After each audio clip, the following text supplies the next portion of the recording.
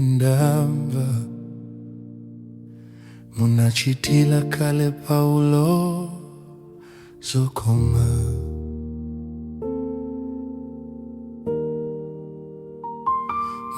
munamusungila sikula patela tela lokumana naye paka pamena takumana nanu yena wona ulemelelo wanu moyo wake unaliosintika popeza inu Yesu simunamusiye ndikamanena za mwanu musandisiye ndikamachedwa kulapa musandisiye sikufuna kwanga mbuye titandizeni musandisiye mpaka titasinta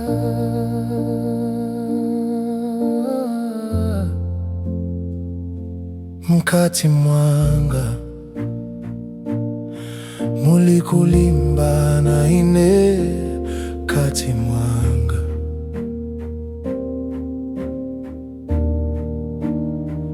mphamvu ziwili tupindi mzimu mwaine zikusutana kufuna ndili nakokoma nkulepela mfuna ndiwone ulemelelo wanu moyo wanga ukale usintika popeza inu Yesu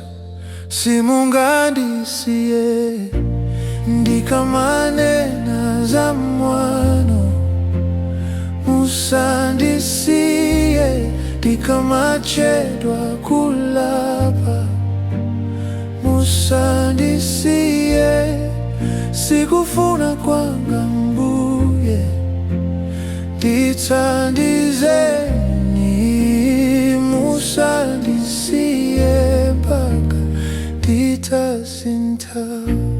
ndikamanena za mwano musandisiye ndikamachedwa kulapa musandisiye sikufuna kwanga mbuye titandizeni musandisiye mpaka titasinta pande kanda esesa ndalepela mphamvu zanga nzochepa nditandizeni ndipaseni mwayi wina ineyo monga Paulo ja inenso musandisiye